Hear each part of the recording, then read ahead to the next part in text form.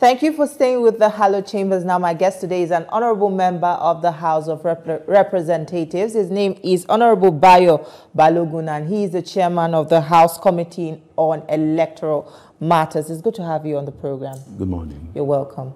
Well, Honourable, you are the chairman of the House Committee on Electoral Matters, and now a new INEC chairman has been nominated.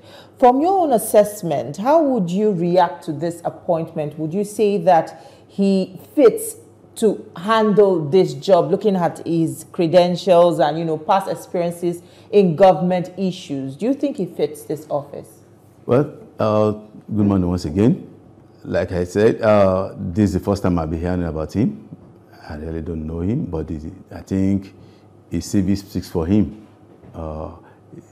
He is a son of about 11 years now, and is a vice chancellor of University of Jos, and with other credentials he comes to the table with, I think is someone that we can really rely on.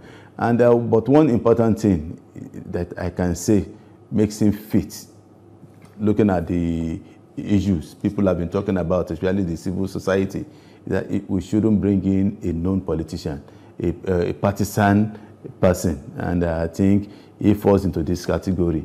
All the people that have been interviewed over the TV since yesterday, I actually didn't see anybody who can really say so much about any political activity he has been involved in. But one area too is that Atlanta has been a litigation lawyer on electoral matters, so that should even give him an advantage.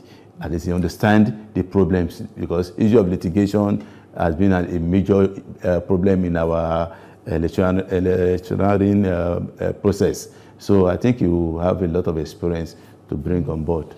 Well, very soon he would be made to appear before the National Assembly for screening.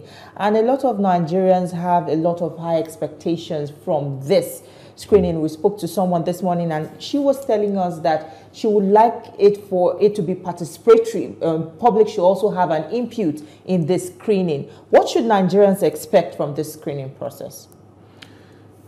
You see, when it talks about issues like this, it's not everything that we push out to the public. We talk about stakeholders, people who are supposed to know what to even ask of him. And there must be people who have experience about electoral matters. And I think the issue is confirmation is by the Senate. It's even not the whole of the National Assembly. And his CV is there talking for him. And if there is any issue a member of the public are aware of that they want to push, they can only push that to the National Assembly to aid the confirmation process. I think the public has always been involved, because I think about 2 commissioners have been dropped based on public opinion and outcry. So if there's anything anybody knows that we don't know, or Mr. President didn't know, I think this is an opportunity for them to push it out. I think what Nigerians are actually asking for is a transparent process. Now, what they want, their involvement is maybe if that process is going to be transmitted live. So as it's happening, they see what is happening. They see the questions being asked. They see how it's being interrogated, because you can't blame Nigerians for being very sensitive and, also interested in this matter. It's a quite sensitive one. Well, I think most of our screening process, confirmation process have always been televised. And I think during during the cabinet screening too, most of them were actually televised. Some are even done live. So is this one going I think to be? Well, I can't speak for the Senate, You are the chairman of the House. No. It's the Senate that takes care of confirmation. It's going to be done in the Senate. Yes. All right. Confirmation. Well, some people have also raised eyebrows about how this nomination is being selected. Some people said, why should it remain the prerogative of the president? Or should it be a broader bipartisan selection process? You see, I think Mr. President did just wake up and just pick someone. The process might not be known to every one of us, and it's not even just one person's prerogative. It's with consultation with the Council of States, all the former presidents. They're all there. It has to be presented, and I'm sure it won't start with one name. before you get to this person. But I think the issue will be, is this man capable? The issue is every one of us looking at who is being presented, even from his CV. Can you see capacity? These are the issues we should be talking about now. Does he have the capacity to do this job? Like I said earlier, the only thing I know about him that got to do with electoral matters is being a litigation lawyer on electoral matters in both at the High Court and the Supreme Court. So this should be an advantage to him to understand the problems we are facing. Because many times people are saying, why are our elections being decided at the courts? How do we reduce the litigation period? What are the problems at the courts? Why are the courts bringing divergent judgments? So I think he should have experience in this area, and will be able to assist us even in our own amendment of necessary laws to ensure that we have a very good electoral process. Well, the incoming INEC chairman will definitely have his work cut out, and one of those tough tasks will be the steering, the implementation of the proposed electoral reforms, which is still currently before the National Assembly. And when it is passed, how do you expect this new chairman to handle affairs in an atmosphere that is already politically charged? Do you think that he can remain, maintain independence and, properly implement this electoral act? Please, his job has been independent. The organization is called Independent National Electoral Commission, and everyone in that organization is expected to be independent. If you decide to do otherwise, I think that's your own problem. So it's not in any political environment. It's not coming to the National Assembly to work. It's not working in the party secretariat. It's supposed to work with every party. And let's give it to even the last chairman. He has done his best in ensuring that he has been fair to everybody. And if you look at the reform he has brought, even the last chairman, the beavers, introduction of the beavers has been a game changer in the electoral process, because the accreditation process is where the fraud had actually been. That's where you have a community, maybe a riverine area that doesn't have more than 100 people inhabiting in the place. And by the time they bring result of about 2,000, 3,000.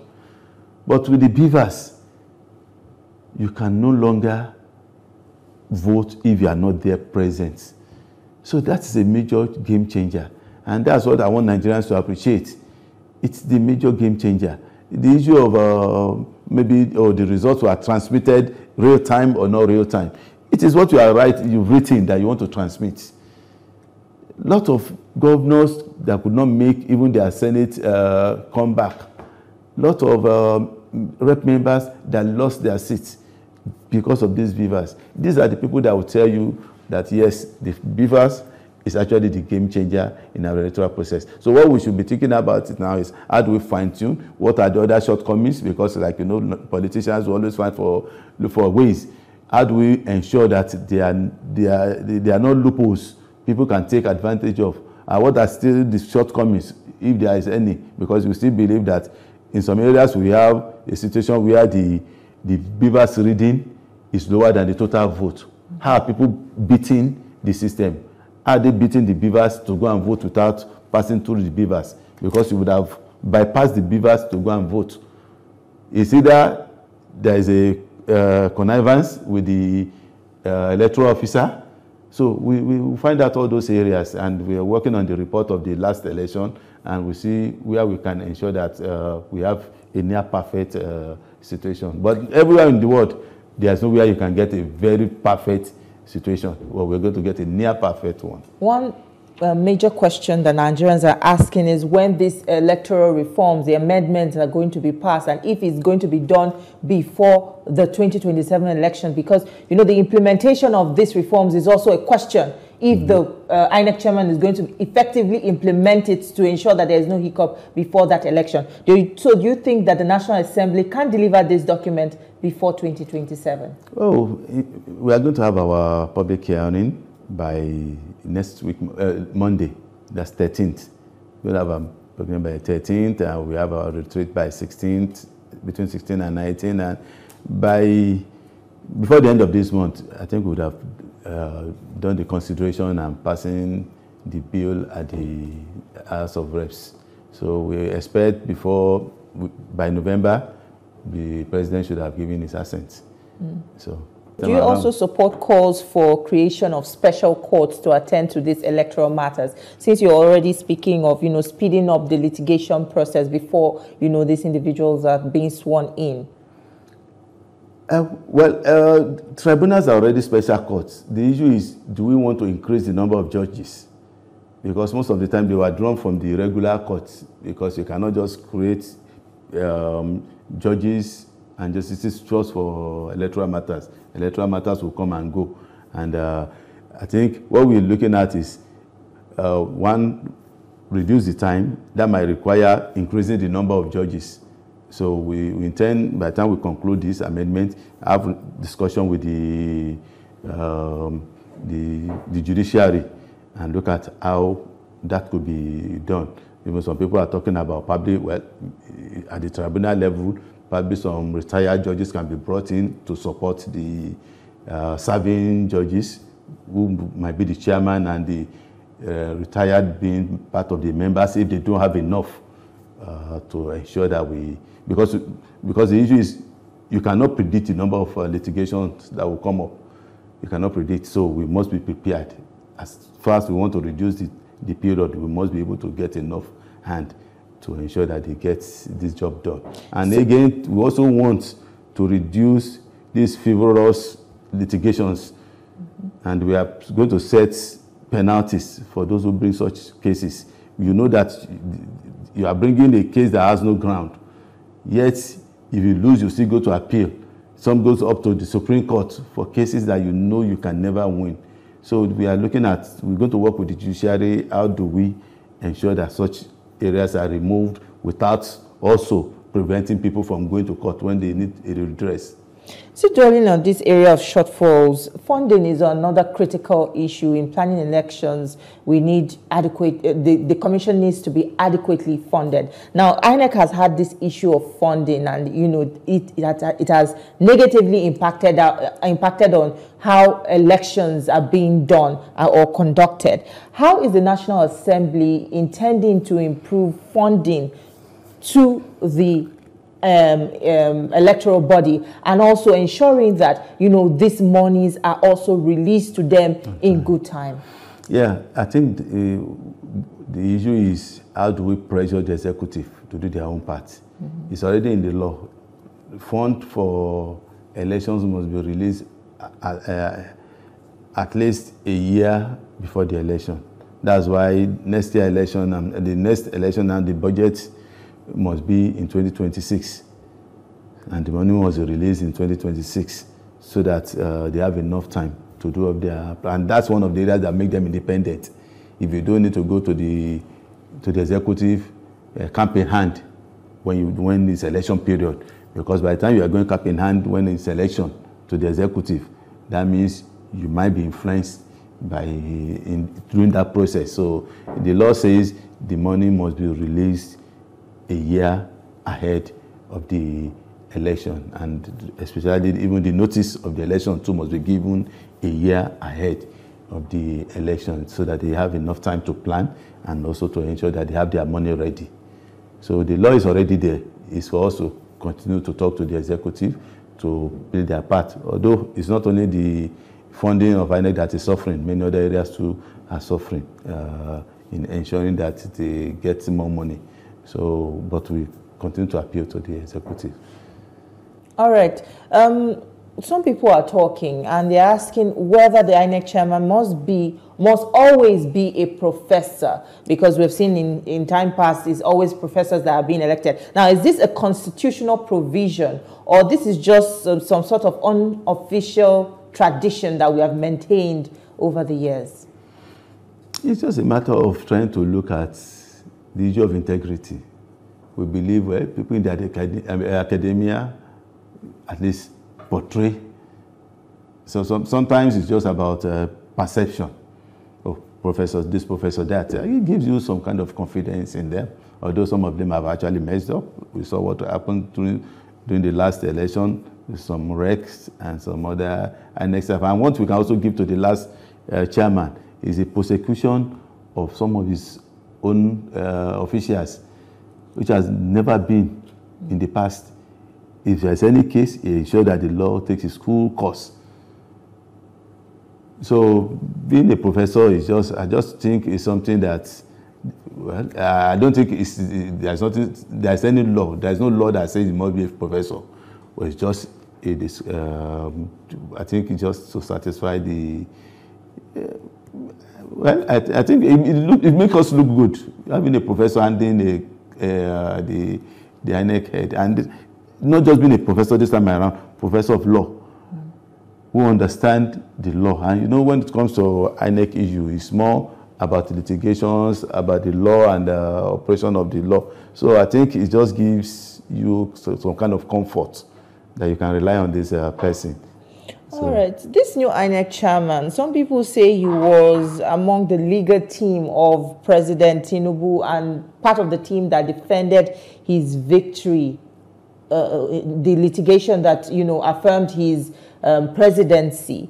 And some people are saying that, don't you think that this will also somehow influence decisions in 2027? I don't know where you had that from. The one I was hearing was part of Senator Dino Melaye's lawyers.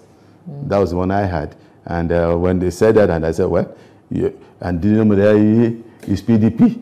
So it's part of, if he had been part of Dino Melaye's lawyers. And I told the person, well, as a lawyer or a doctor, you are not a personal lawyer or a personal doctor to just one individual.